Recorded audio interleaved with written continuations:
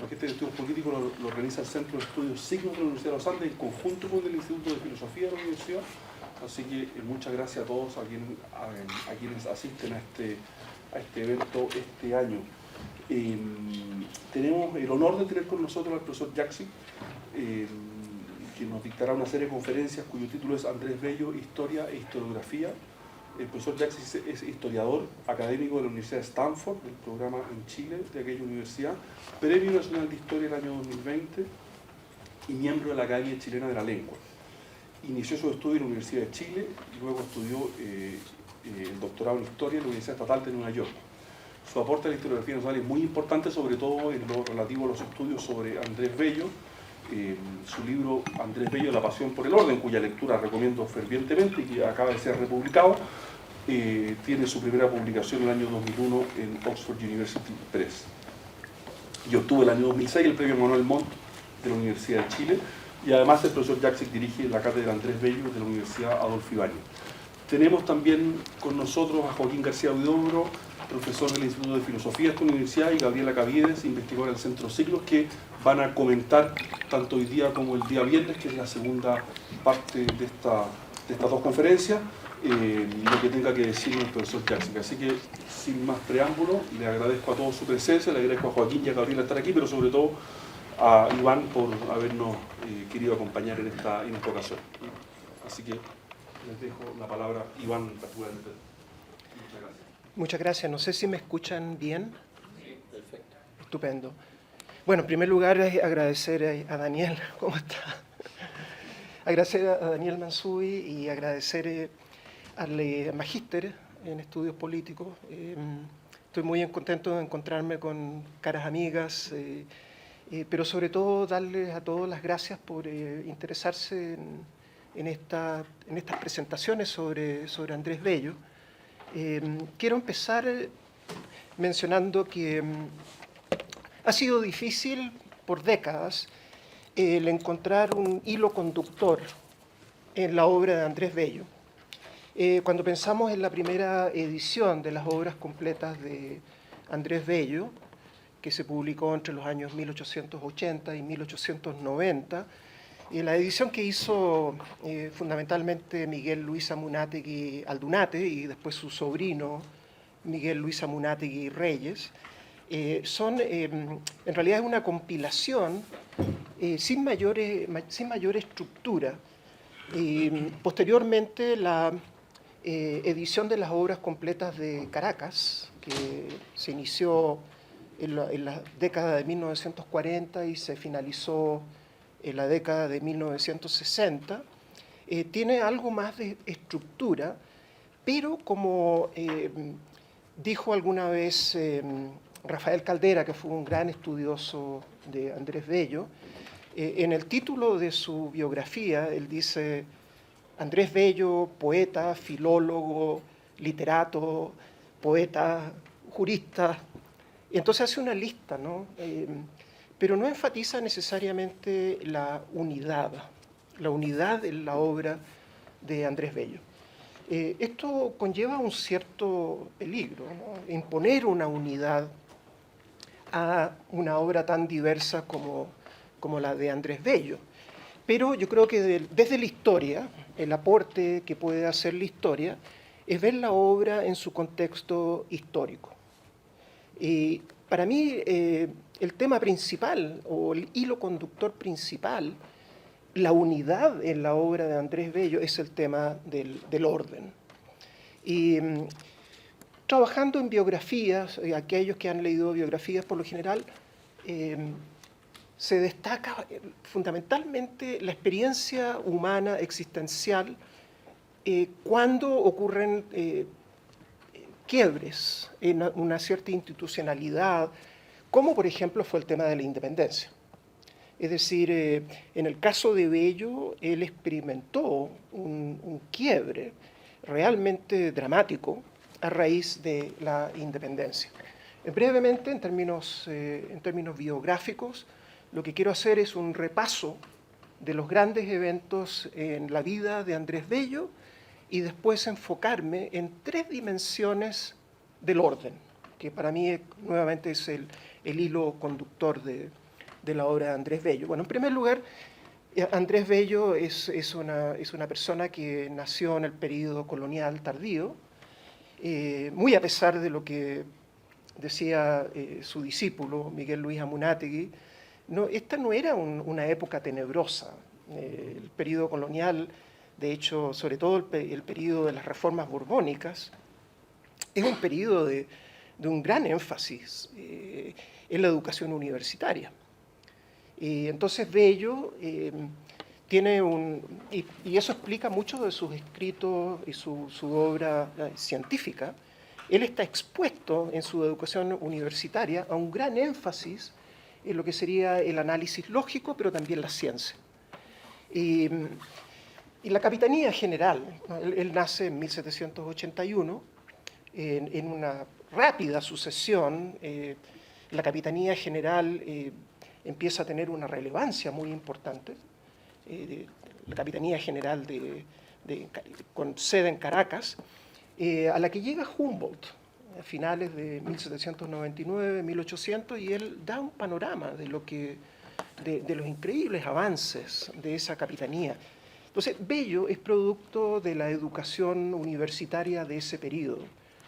Alumno premiado en los cursos de latín, pero vive entonces la prosperidad de esa capitanía.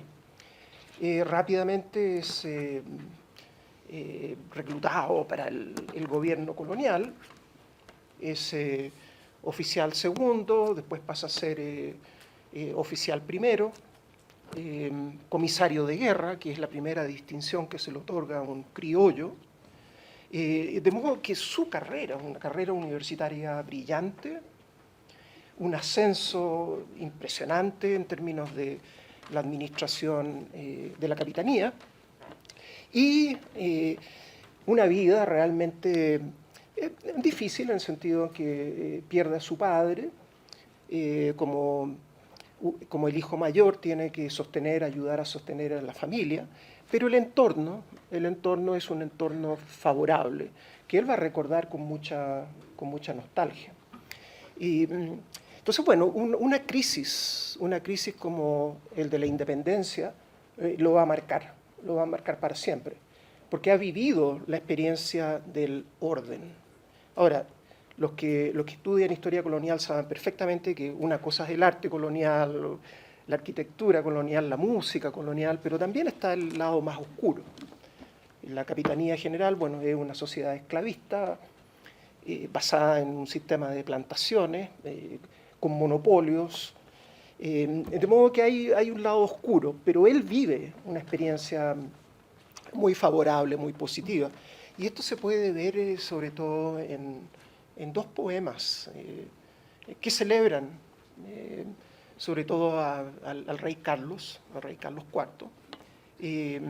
Por ejemplo, Venezuela Consolada, que es una especie de poema dramático, incluso uno diría diseñado para una representación teatral. También la Oda a la Vacuna, ¿cierto?, en donde se nota la celebración de la monarquía. Entonces, cuando viene la crisis de la independencia, no es que, como pretendía también la historiografía, de lo que hablaremos el viernes, no es que existe una lucha contra la opresión colonial, sino que lo que vemos es, en el fondo, el colapso del imperio. Y la necesidad, después de la invasión napoleónica, la necesidad urgente, ¿no es cierto?, a través de la creación de una junta, de restablecer el orden, ¿cierto? Y como funcionario, y esto bueno, Tocqueville lo vio muy bien en el antiguo régimen y la revolución, es decir, de que no es que se barra con una generación anterior. Es cierto, el capitán general es despachado, pero la burocracia colonial se mantiene. Y Andrés Bello es uno de ellos que pasa sin mayor transición, pasa de la administración colonial a la junta de gobierno.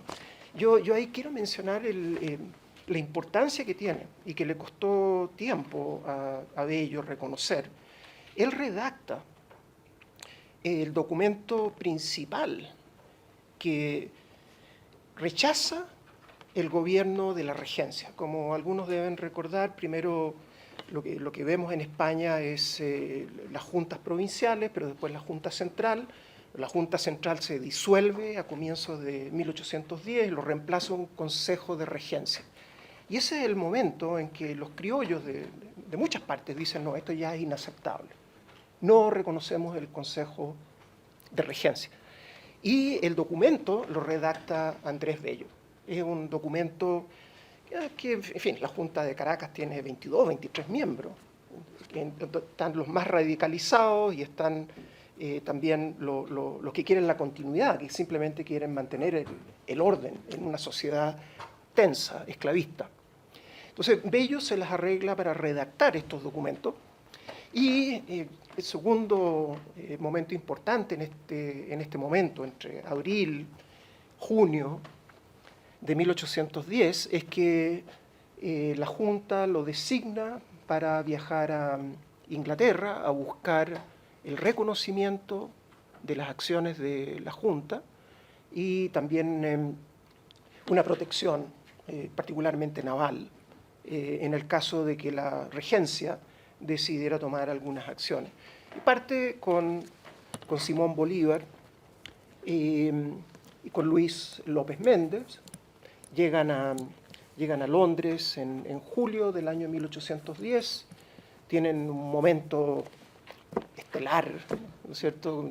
Todos los medios británicos están pendientes de lo que está pasando en Venezuela, conocen a Francisco Miranda, pero al cabo de 2 años, Bello está viviendo en esa época en la casa de Miranda, y ese también es un hito muy importante por la biblioteca de Francisco Miranda, que tenemos un catálogo muy detallado, ¿no? Sabemos exactamente lo que estaba a disposición de Bello en esos 2 primeros años.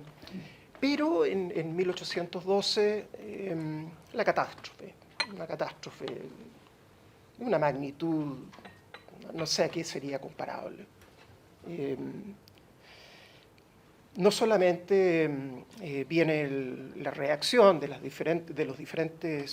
otras juntas, ¿no?, que hay en Caracas, de las 7 provincias diferentes de Venezuela, pero también tenemos el terremoto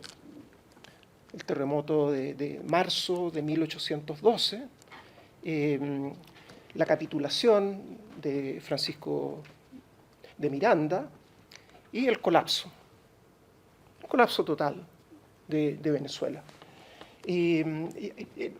Todavía para estos momentos estamos hablando más bien de una guerra civil. No ha llegado el momento de la guerra a muerte de Simón Bolívar. Fundamentalmente es una guerra entre municipios, una guerra entre realistas y patriotas, ¿no es cierto? Entonces, Bello, que dejó constancia en su correspondencia de que volvería dentro de unos pocos meses, después del terremoto, él entiende perfectamente las dificultades para volver. O sea, se queda simplemente sin patria. ¿Okay? Y esto queda obviamente registrado, ¿no? 1814, Luis López Méndez, con quien ha viajado a Londres, le dice respecto de Venezuela, dice, aquel país ha desaparecido ya y solo le habitan hombres convertidos en fieras. Uno se puede imaginar lo que es la sensación existencial de Bello, ¿cierto? Sabe que no puede volver, no sabe cuál ha sido el destino de la familia después del terremoto, ¿cierto? Pero sobre todo la imposibilidad de volver a Venezuela. 1814 a 1820, una época muy oscura en la vida de Bello, pero yo la quiero resumir como la experiencia del quiebre y la búsqueda o el restablecimiento de un orden. El orden que él ha conocido es el orden de la monarquía. Y es por eso que, bueno, ha habido mucha crítica a propósito del momento monárquico de Bello. Porque cuando él publica junto a Antonio José de Irizarry El censor americano, ese es un manifiesto monarquista, pero de la monarquía constitucional británica, no de la monarquía absoluta, ¿cierto? Es en ese periodo, en 1814, 1820, hasta que viene la revolución de Rafael Riego en España, que es lo que le da, ¿no es cierto?, un espacio a las fuerzas patriotas, con Simón Bolívar a la cabeza, ¿no?, para dar el golpe final de la independencia, ¿no es cierto? Bueno, tenemos en rápida sucesión Carabobo, la victoria en Carabobo, cuando Bolívar se moviliza después hacia el Perú, viene la liberación del Perú. En ese momento, entre 1820 y 1824, es cuando se produce no solamente una transición. Bolívar ya lo ha dicho en la Carta de Jamaica, también lo ha dicho en el discurso de Angostura, que el futuro político de América Latina es la República. ¿Okay? Entonces Bello tiene esa importante transición en ese momento, ¿okay?, y empieza a buscar entonces cómo fortalecer la República, porque los antecedentes de la República no son muy favorables. La República Francesa, que ha derivado en el jacobinismo, o la República Norteamericana, que todavía no se sabe en qué dirección va a ir, ¿cierto? Además, Bello lo deja registrado, él dice Estados Unidos es una república maquiavélica y tiene mucho resentimiento hacia Estados Unidos, ¿no?, por el papel que ha jugado Estados Unidos en aislar a América Latina, no apoyar en los movimientos patrióticos.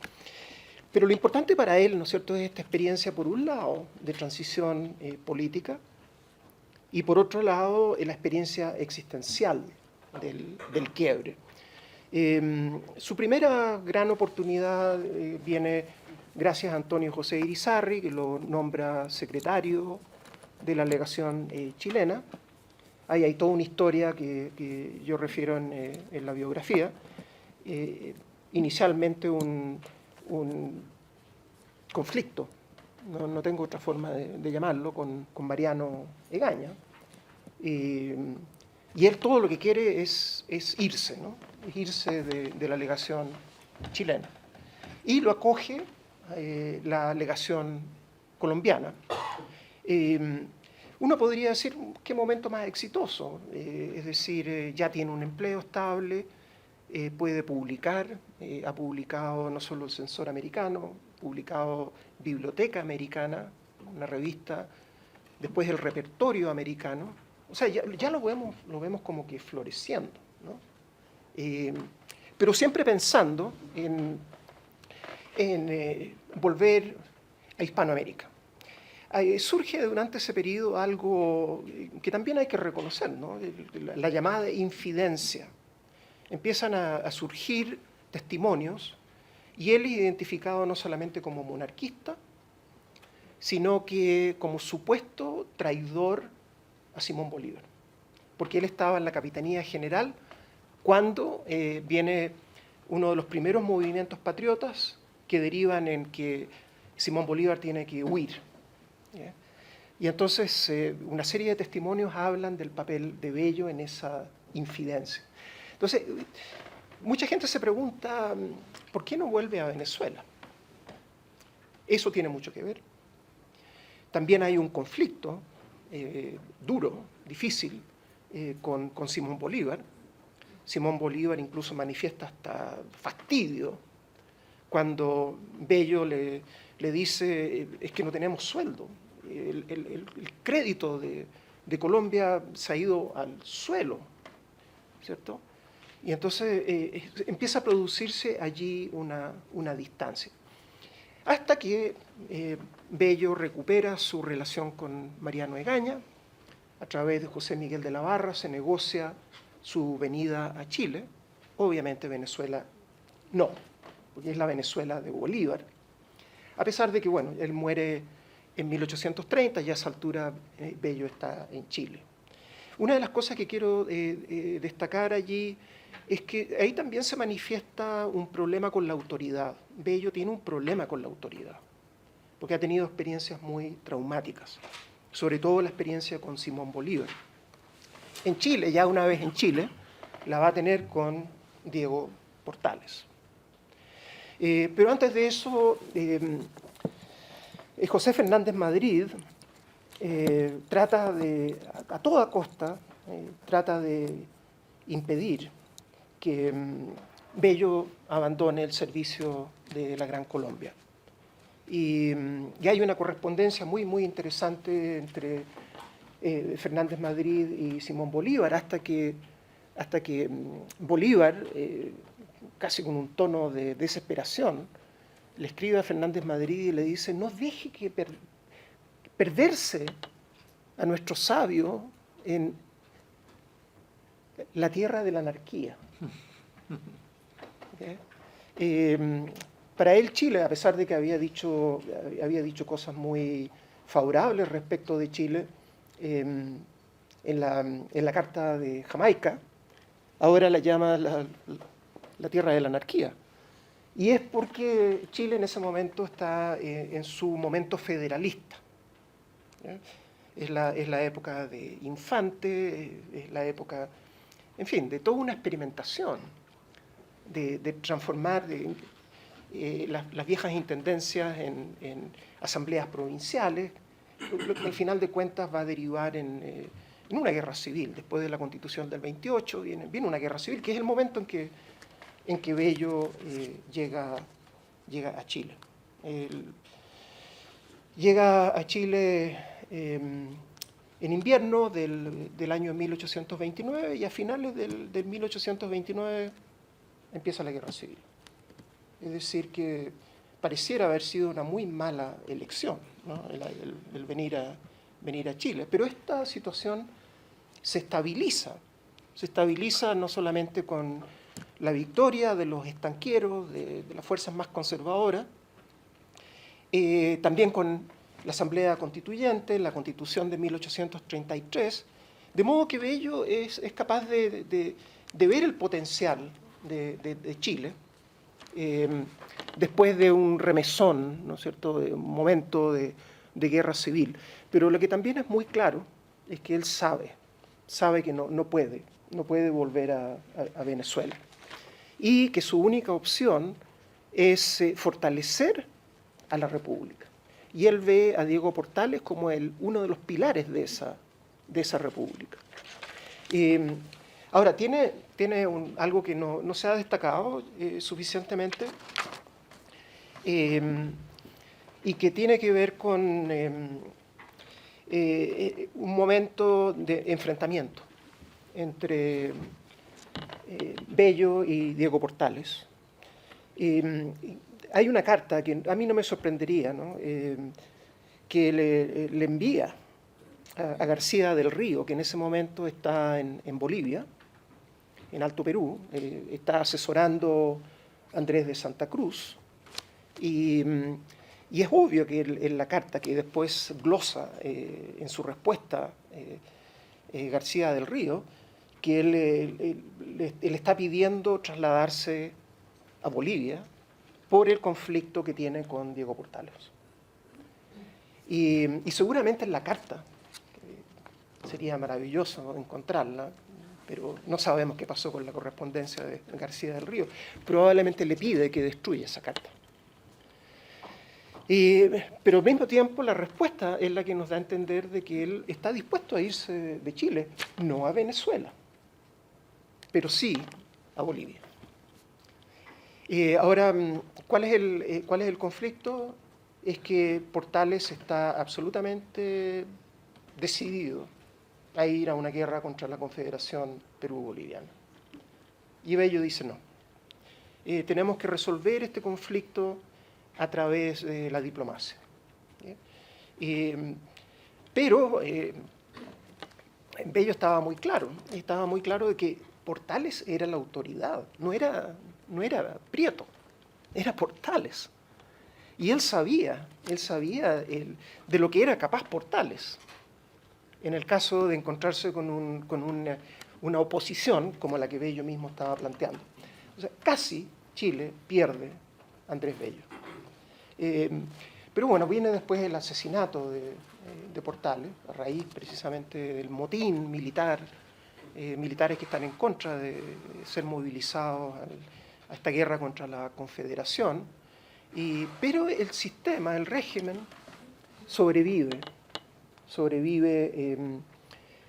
a esta guerra y sobrevive a Portales. Un detalle que es muy importante, desde O'Higgins había mucho énfasis en un código civil, y esto yo creo que tiene algunas resonancias importantes para nosotros hoy en día, que es los límites del cambio constitucional y el énfasis en la legislación civil. Y es Portales el que en algún momento le dice, mira, con el Congreso no vamos a lograr nunca que se pongan de acuerdo en redactar un código civil, pero tú empiezas. Y Andrés Bello empieza a redactar inmediatamente el Código Civil. Se va a demorar 22 años en escribirlo. Y eso me lleva a uno de los grandes pilares de su noción del orden. Pero en una rápida síntesis de lo que fue la vida de Bello en Chile, en primer lugar fue un hombre muy atacado. Los ataques, sobre todo de Infante, pero también de Pedro Félix Vicuña, Ventura Marín, que se refiere a Bello como un corruptor de la juventud, o Pedro Félix Vicuña, que dice un hombre nefasto para la República. O sea que no es una vida triunfal la de Bello en Chile. Y además tenemos, durante su vida, él tiene 15 hijos de 2 matrimonios, mueren 9 antes de que él fallezca en 1865. Y esto, bueno, vemos el quiebre, el dolor, en poemas, para no abundar demasiado, La oración por todos. Es un poema realmente desgarrador que nos habla de... Supuestamente es una imitación de Víctor Hugo, pero ahí hay mucho elemento personal, ¿no? que refleja el dolor que él siente por la pérdida de los hijos. De modo que no es el legado que nos dejó Miguel Luis Amunátegui, ¿no es cierto?, de un verdadero pilar de la República, un hombre ponderado, moderado. Yo creo que la visión actual es de un hombre desgarrado, de un hombre que ha sufrido el quiebre, no solamente el quiebre político, sino que también el quiebre y la pérdida personal. Y esto se va a manifestar en su obra, sobre todo en su obra poética. Ahora quiero pasar a lo que mencioné inicialmente, y que tiene que ver con las diferentes dimensiones del orden.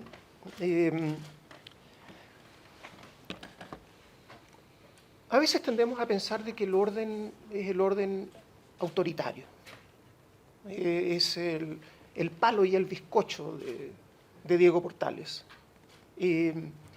No, hay otra versión del orden,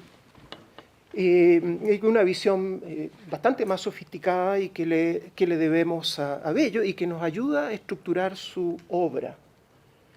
Y yo veo estos 3 pilares o estas 3 dimensiones del orden, tanto en el nivel individual, en el nivel nacional y en el nivel internacional.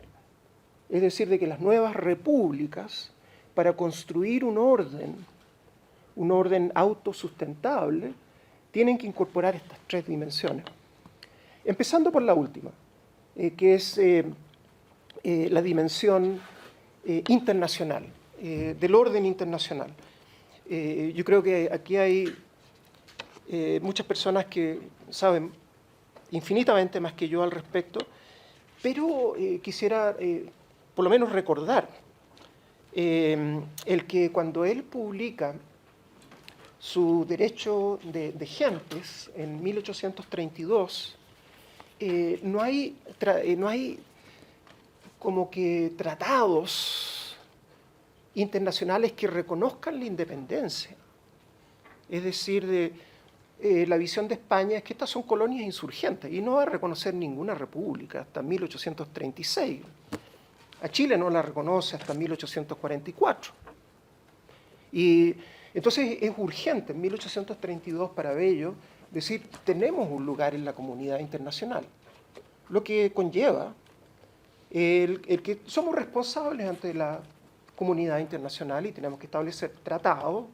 Esto no es la independencia no es una revolución.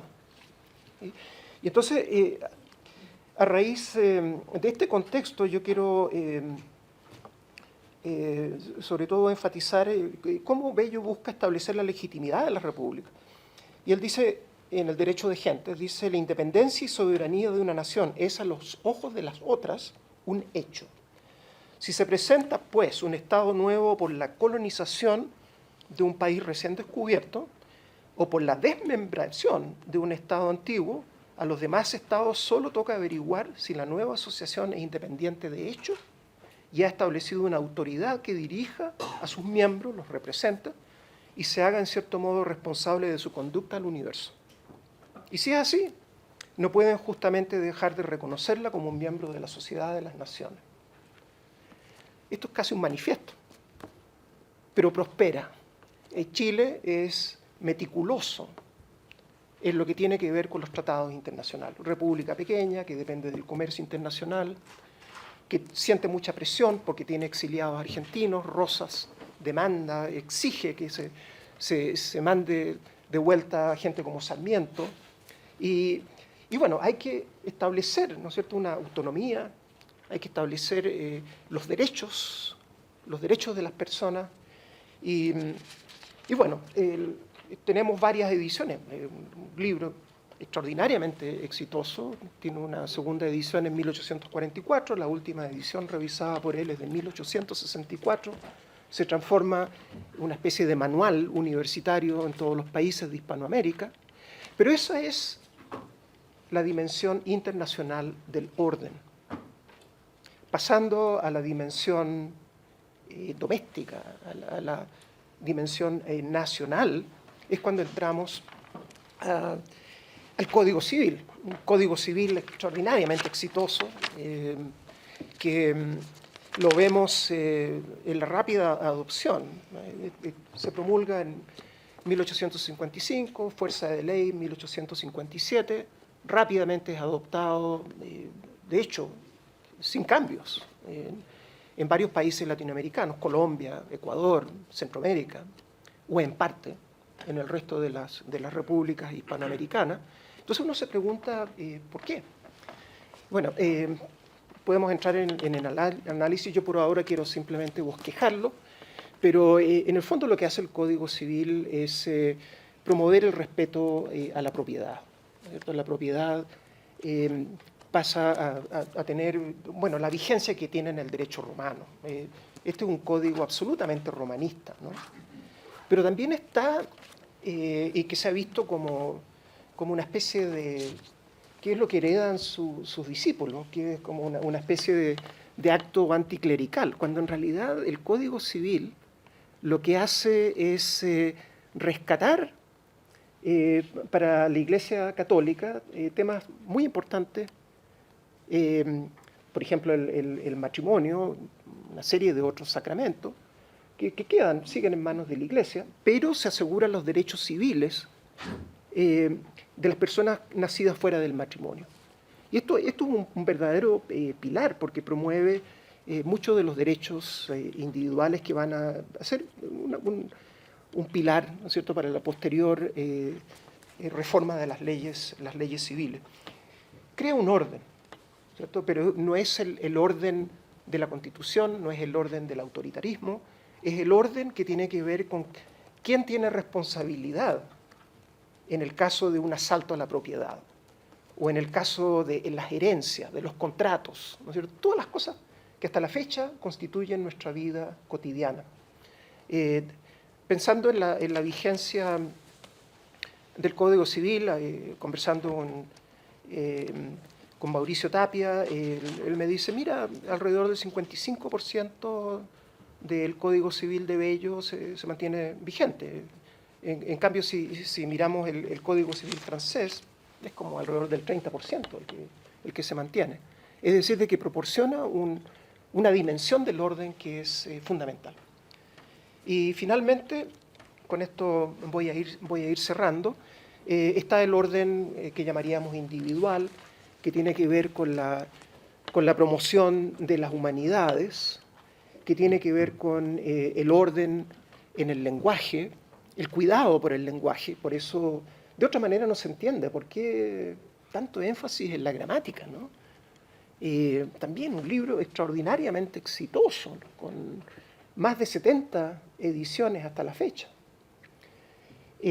Otro tomo entero dedicado, libros enteros dedicados a temas gramaticales como la conjugación verbal.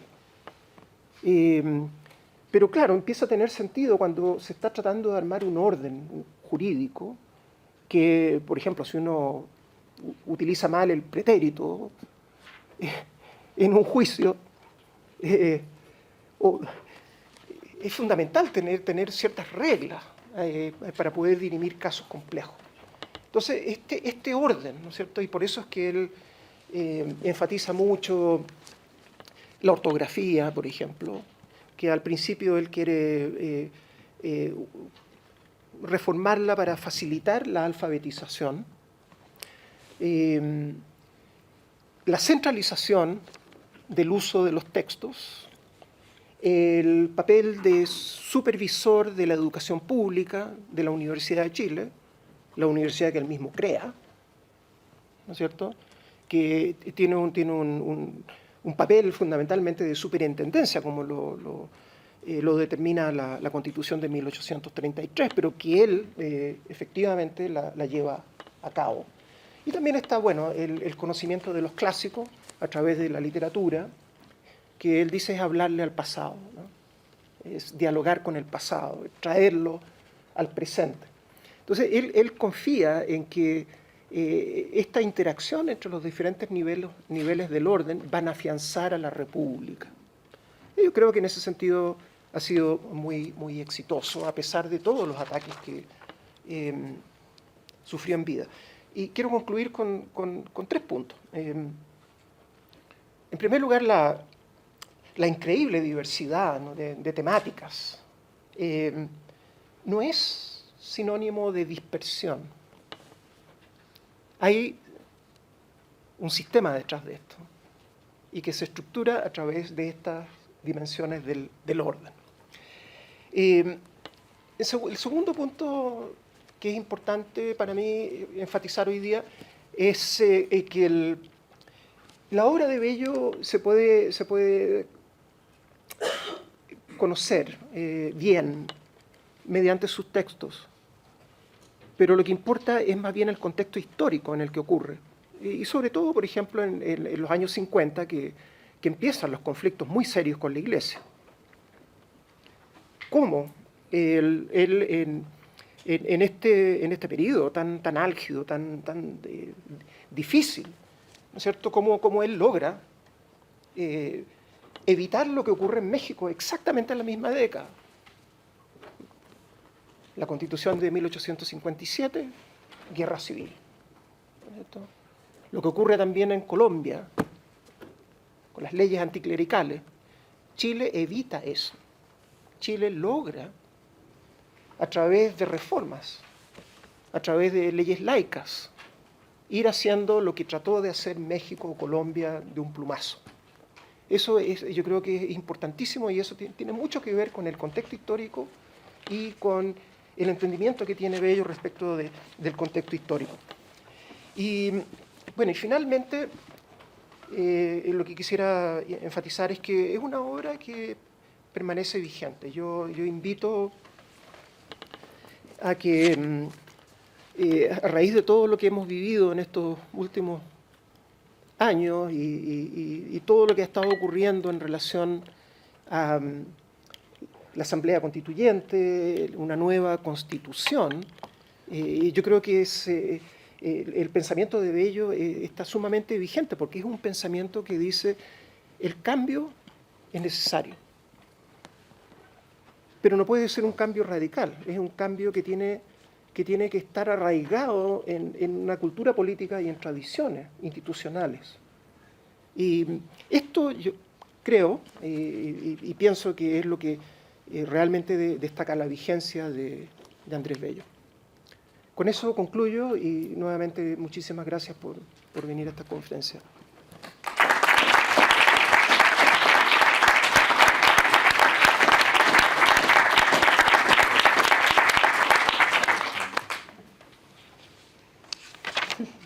Ya voy a partir yo por edad.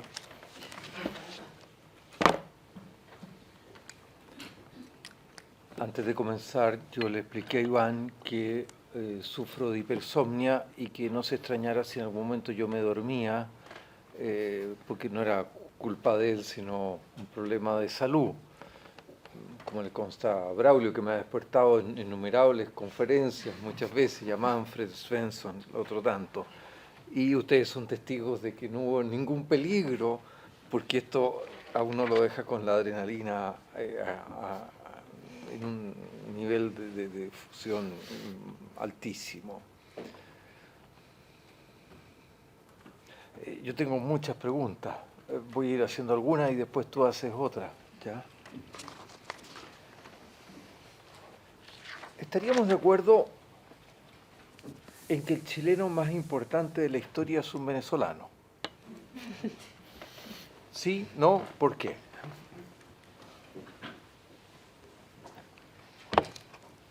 Bueno, yo diría en primer lugar, Bello pertenece a una generación americanista.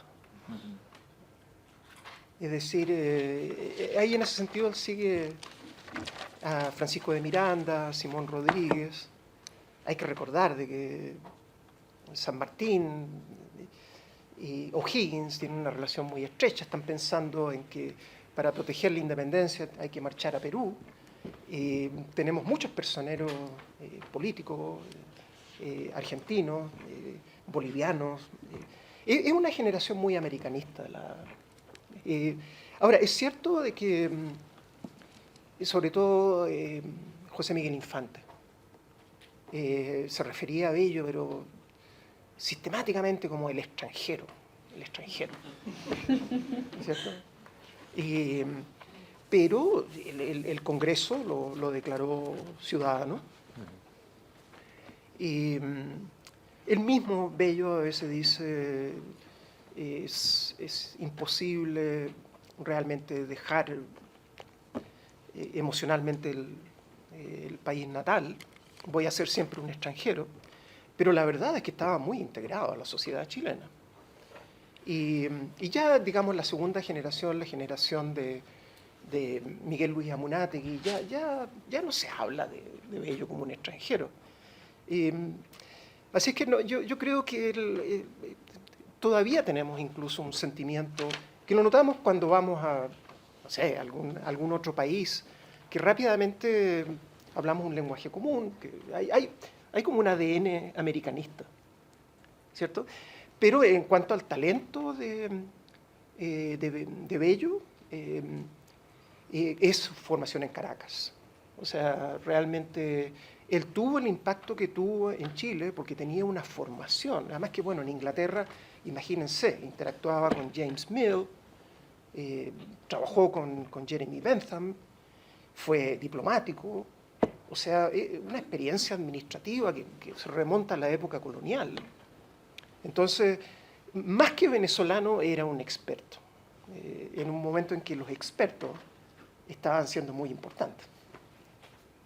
Ya, pero no me has contestado. ¿Es la persona más importante que ha habido en Chile? Desde el punto de vista jurídico, sí, absolutamente, pero hay otra gente muy talentosa en otros campos, ¿no? O sea, yo no... Sí, pero el Chile que tenemos, o teníamos,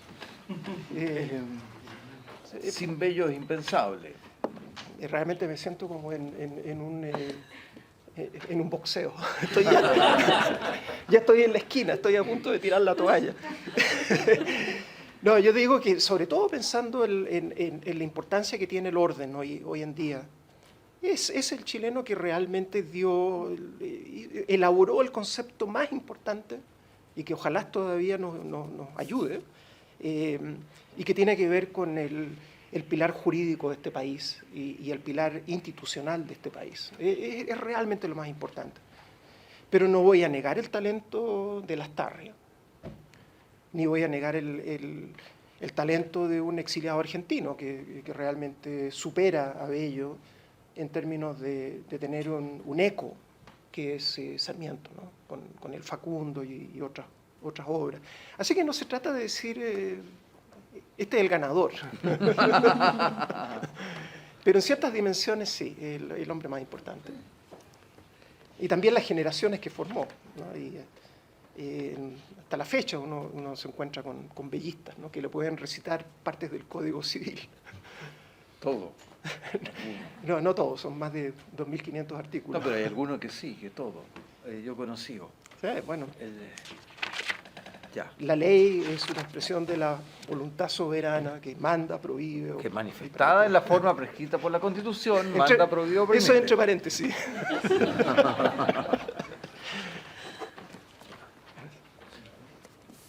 Quiero preguntarte que si podemos detallar un poco la relación de Bello con Mariano Egaña. Al principio tienen conflicto, después se arreglan, eso lo explica en la biografía, pero ¿por qué no entras más? ¿Tuvo alguna influencia Bello en la Constitución del 33 o no? Y después, con Miranda, porque claro, viví un par de años en la casa de Miranda, pero Bello no es Miranda. Bello está en continuidad con una tradición. ¿Te podrías detener un poco en eso? Sí, en primer lugar la relación de Bello con Egaña. Yo creo que lo más importante es, en primer lugar, establecer por qué Egaña va a Londres. Ya. Y tiene que ver con que el empréstito de 1822 lo consigue Irizarry en Londres. O sea, 1.200.000 libras esterlinas, pero a Chile llegan como 600.000. Y entonces el país está en ruina, ¿no? Y entonces Egaña es enviado para investigar a Irizarry. Irizarry se entera que viene en camino Egaña, se va a París, y entonces llega Mariano Egaña y lo está esperando en el puerto Andrés Bello. La misma persona o la misma alegación que él viene a investigar. Y entonces en su correspondencia, es bien dramático como hay una carta de Irizarry en donde dice: por favor, libéreme de la pesadilla de Mariano Egaña. Y entonces, claro, pero el contexto es que Bello estaba bajo sospecha. Lo había contratado Irizarry, entonces, bueno, y hay un juicio. Realmente tenemos, de hecho, las minutas del juicio, en donde le hacen preguntas a Bello a propósito de qué papel ha tenido en el empréstito. Entonces, Egaña eventualmente se da cuenta de que Bello no tenía absolutamente nada que ver con la parte financiera. Entonces empiezan a congeniar. Bello lo lleva al Museo Británico, lo patrocina, hace una reseña de Juan Egaña, del padre de Mariano, empiezan a acercarse realmente. Ahora, una vez en Chile, y esto nos conecta con el tema de la Constitución, Mariano Egaña quería algo lo más cercano posible a una monarquía. O sea, Su propuesta constitucional era bastante extrema. Pero en fin, esto se negoció. De hecho, el artículo, las reformas a la Constitución de Bello, como que empieza a orientar hacia una versión más moderada de la Constitución, o por lo menos del borrador que sugiere Mariano Egaña. Y la evidencia que tenemos del papel de Bello en la Constitución del 33 lo da el mismo Diego Portales, que le escribe a Garfias y le dice: me alegra tanto saber de que Bello, el compadre le dice, porque es el padrino de su hija Asunción, dice: me alegra tanto que el compadre se haga cargo de la Constitución. La verdad es que ahí Diego Portales no se expresó bien, porque en el fondo lo que hizo Bello es orientar la discusión constitucional a través de varios artículos, incluyendo el que mencioné de la reforma de la Constitución, pero sobre todo la redacción, la claridad de la redacción. Ahora, un aspecto importante de Andrés Bello es su obsesivo anonimato. Él no quiere figurar. Y de hecho, el derecho de gente no tiene autor, tiene iniciales, A, B. ¿Cierto? Era como que él es burócrata perfecto. No quiere aparecer. Y entonces sí tuvo un papel en la Constitución, pero probablemente más bien en la redacción de la Constitución y cómo orientar la discusión política en el Congreso. Muy importante, pero él no lo destaca. Pregunta tú, porque yo tengo muchas más. Yo también tengo un montón de preguntas, pero feliz voy partiendo. Después también damos pasos a preguntas del público. Si queda tiempo. Si queda tiempo. No lo vamos a soltar tan fácil. No.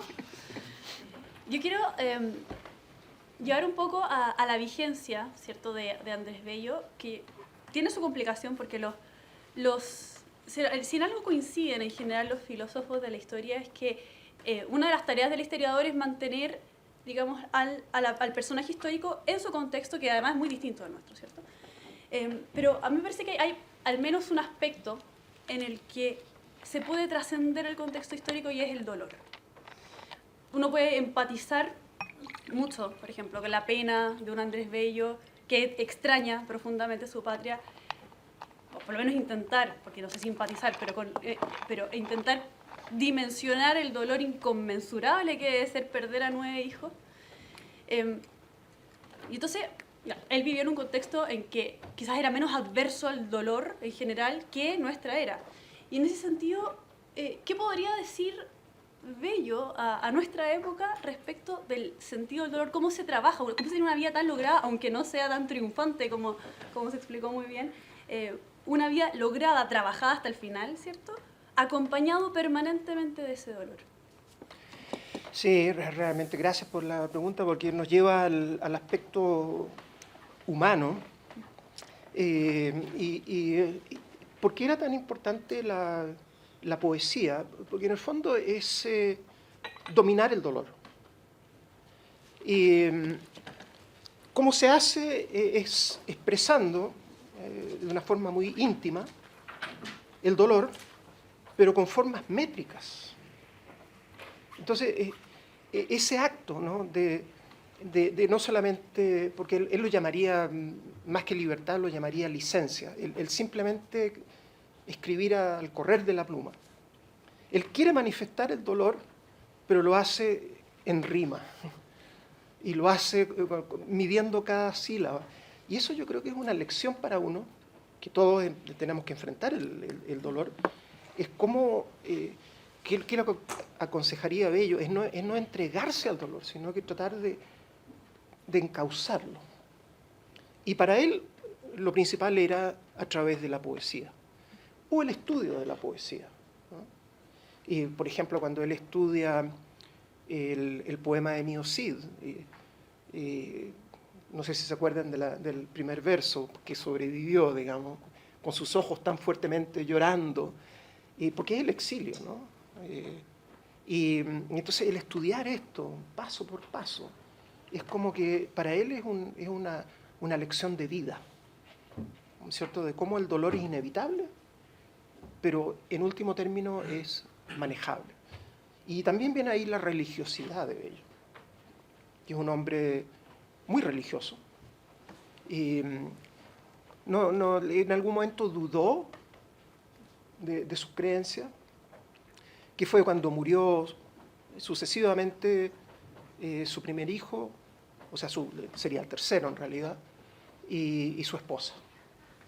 Y él escribe algunas letras en su Biblia personal, pero tiene grandes dudas que son las que discute. Manuel se va a acordar de esta parte, ¿no? De José María Blanco White, la importancia que tiene José María Blanco White en la vida de Bello, ¿cierto? Porque con él se abre y le dice que este dolor le lleva a dudar de sus creencias, pero las recupera. Y ese es un elemento también fundamental para él, ¿cierto? Hasta el final de sus días, ¿no? Y también se entiende en esta experiencia del quiebre y el restablecimiento del orden, ¿cierto? Efectivamente. Efectivamente. ¿Cómo la desesperación no es una buena consejera?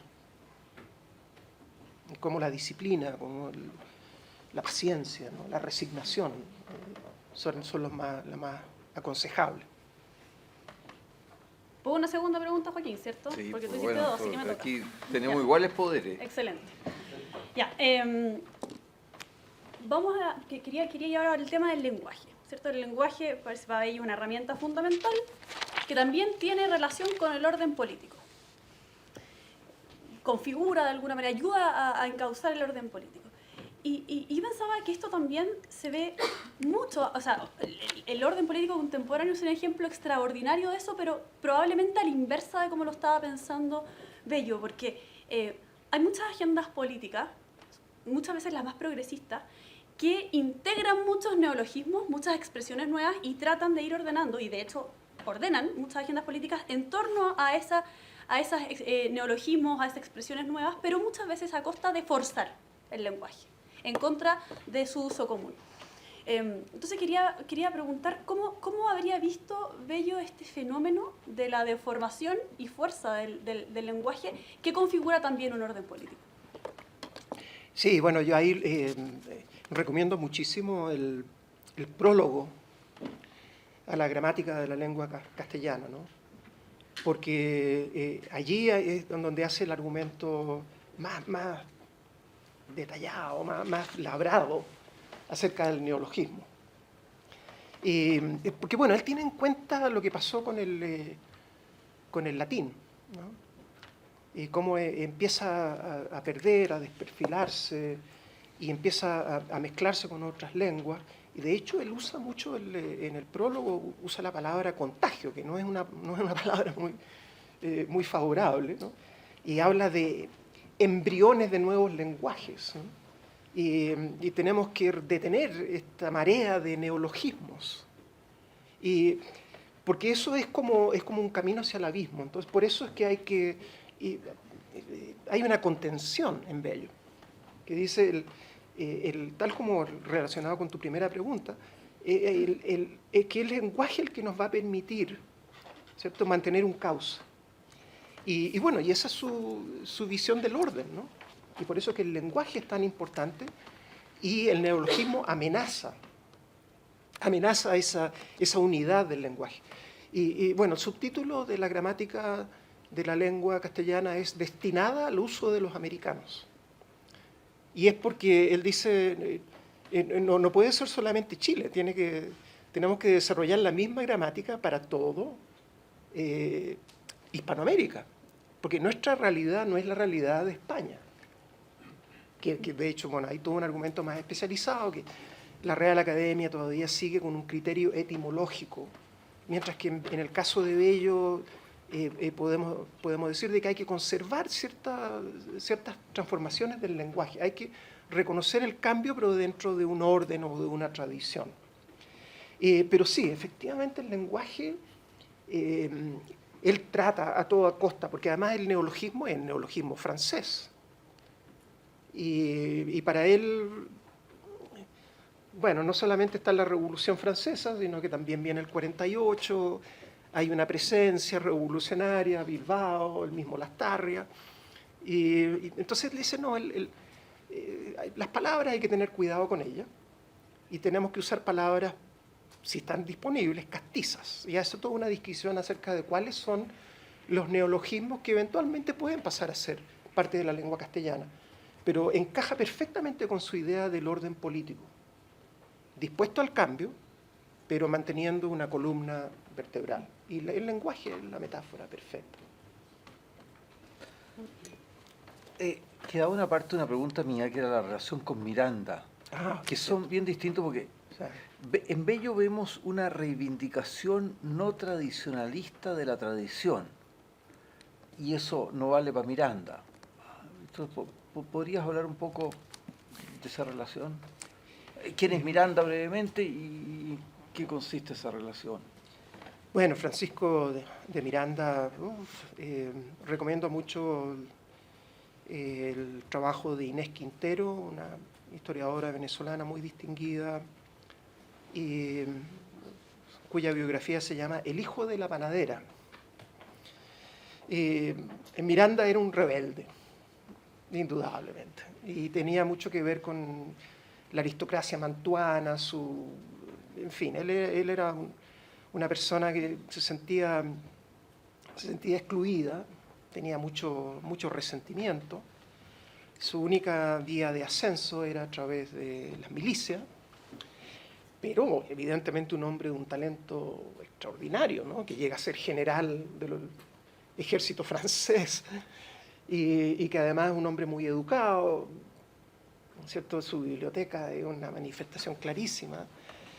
Bello, cuando lo conoció en Londres, quedó fascinado. Pero no compartía realmente, o sea, esta idea de un gobierno con dos incas. A Bello no se le pasaba por la cabeza, ¿no? Él seguía un modelo más bien ventaniano, republicano. Entonces, evidentemente, en términos de pensamiento hay dos direcciones completamente diferentes, pero en lo personal quedó fascinado con Francisco de Miranda. Y eso le dio algunos problemas, ¿eh? Porque si leemos con esa perspectiva la alocución a la poesía, que hace todo un listado, ¿no? Rimado de los héroes de la independencia, y a quien le dedica más tiempo es a Miranda. Y cuando llega a Bolívar, dice, no de mis escasos talentos, cantaré yo. O sea, Bolívar quedó indignado. Y esto lo sabemos porque queda registrado en el diario de Bucaramanga. Dice, ¿qué es esto, no? Porque Bolívar consideraba que Miranda era un traidor porque había firmado la capitulación con Monteverde, los realistas. Pero Bello nunca abandonó su completa admiración por Francisco de Miranda, a pesar de, digamos, de las diferencias políticas que después desarrolló Bello, ya pensando más en la República. ¿Procedemos un acto de generosidad y se lo prestamos un poco al público? Procedamos, sí. Guardemos después para la siguiente vez. Francisca Echeverría. Yo quería preguntarle sobre la relación entre intelectuales y política en Bello, porque él se ve que era un intelectual de talla mayor, que influyó mucho en política y que lo hizo, por lo que usted nos cuenta en esta fascinante conferencia, de una manera muy respetuosa de la tradición cultural, política, etcétera, del país. Da la impresión de que de una manera muy distinta a lo que después se conoció como la época de las planificaciones globales, como dice Góngora, de esta idea de transformar verticalmente la sociedad con unos modelos abstractos. Entonces, o sea, ¿qué ve usted que hizo posible esa aproximación de Bello como intelectual al mundo político? ¿Cuáles fueron sus cauces de contacto, su manera de acceder a la realidad para poder dar ese impulso, esa orientación de una manera respetuosa y abierta a la tradición? Eso, y cómo era la comunicación, digamos, con los políticos también, como para respetar el ámbito propio de la acción política y el ámbito del intelectual que influye pero que no está ahí tomando las decisiones. Gracias. Gracias a la correspondencia sabemos que a los hijos, él dice, no me preguntes de política porque ya sabes que yo no voy a decir nada al respecto. Pero se refiere, digamos, al debate político, no intelectual, sino que digamos, lo que hoy día diríamos la chimuchina, la cocina, ¿no?